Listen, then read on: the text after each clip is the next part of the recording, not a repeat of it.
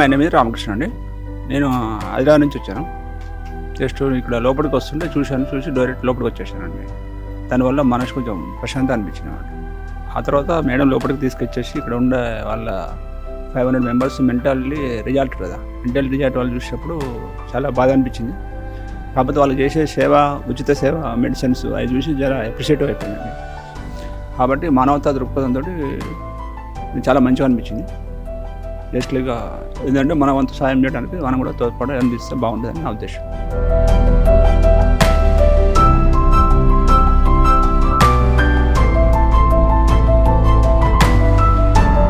ఆశ్రమం పేరుతో డబ్బులు వసూలు చేసేవారిని నమ్మకండి.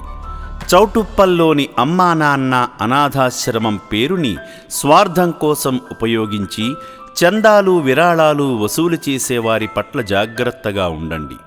ఈ ఆశ్రమ సభ్యులెవరూ రోడ్లపైన లేదా ఇంటికి వచ్చి సేవల పేరుతో డబ్బులు వసూలు చేయరు. అమ్మా నాన్న అనాథ ఆశ్రమం పేరుని వాడుకొని తెలంగాణ, ఆంధ్రప్రదేశ్ 2 రాష్ట్రాల్లో వీధుల్లో తిరుగుతూ బట్టలు, బియ్యము, పప్పులు, నిత్యావసరాలు, నగదు వసూలు చేస్తున్నట్లు ఆశ్రమం దృష్టికి వచ్చింది. వీధుల్లో తిరుగుతూ సహాయం చేయమని ఆశ్రమ యాజమాన్యం ఎవరినీ పంపించదని గమనించండి. అమ్మా నాన్న అనాథ ఆశ్రమం పేరు చెప్పి దండుకునే వారి వివరాలను ఫోటోలు, వీడియోస్ రూపంలో మాకు పంపిస్తే వారిపై తగిన చర్యలు తీసుకుంటాము.